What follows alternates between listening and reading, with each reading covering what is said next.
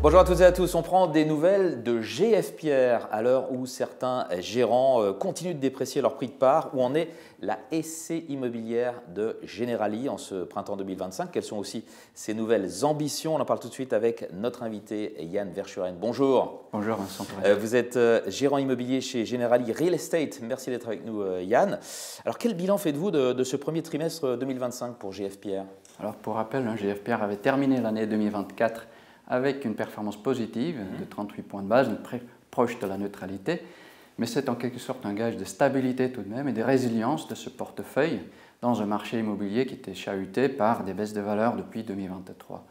Le premier trimestre continue sur cette stabilité, on a une performance de 57 points de base pour être précis, et donc tout cela en attendant donc, des hausses de valeur sur les trimestres à venir. Vous allez nous en parler de ça. Alors, comment est-ce que vous expliquez cette stabilité retrouvée donc, de GF Pierre que vous évoquez, alors que d'autres gérants immobiliers, justement, continuent de déprécier leur valeur de part? C'est qu'il n'y a pas d'effet retardataire sur la valorisation de GF Pierre. Il y a deux raisons pour cela. La première, c'est que l'ensemble du patrimoine de GF Pierre est détenu directement et géré par les équipes de Generali Real Estate.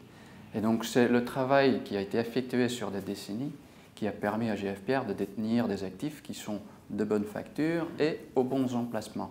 Il faut savoir qu'à peu près 80% des actifs sont au cœur même des quartiers d'affaires, que ce soit Paris, Lyon ou Berlin. Quartier central des affaires pour ce qui est de Paris. Exactement, tout à fait. Et donc le deuxième élément, c'est la valorisation. La méthode de valorisation de GF Pierre, elle se fait trimestriellement sur l'ensemble du patrimoine par donc une société indépendante. Et cette valorisation impacte directement la valeur de part de GF Pierre. D'accord. C'est comme ça qu'on a été parmi les premiers à baisser fin 2022, oui. Parmi les premiers à se stabiliser milieu 2024 et sûrement parmi les premiers à rebondir dès la hausse des valeurs. Donc ce que vous nous dites là est très important pour le reste du secteur. Qu'est-ce qui pourrait justement vous permettre de relever maintenant votre valeur de part? Alors avec la stabilité aujourd'hui, c'est le revenu locatif qui augmente la valeur de part de GF Pierre graduellement. Mais donc c'est avec la hausse des valeurs qu'on va pouvoir voir une croissance plus soutenue.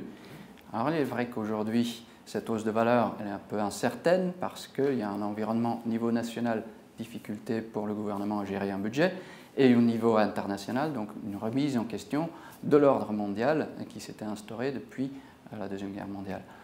En revanche, quand on regarde le marché des transactions immobilières sur Paris, sur le premier trimestre, on voit des choses positives. Premièrement, il y a un retour de nombre de candidats à l'acquisition, donc ça engendre une compétitivité avec des fois un surenchérissement et des fois on arrive à des prix de transaction au-delà des attentes initiales des vendeurs. Et deuxièmement, il y a aussi un retour des volumes. On constate notamment le retour des transactions au-delà de 300 millions d'euros tout de même. Donc des signes positifs pour des reprises de valeur à venir. Alors justement, dans ce contexte, quelles sont les perspectives d'investissement de GF Pierre?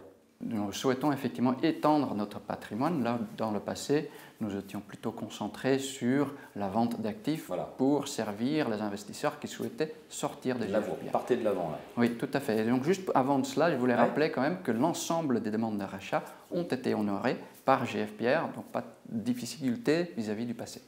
Mais donc maintenant, effectivement, partir vers l'avant avec donc, des acquisitions et nous recherchons des biens immobiliers d'entreprise cœur de ville avec un rendement alléchant dans des zones en tension locative afin d'espérer des hausses de valeur locative.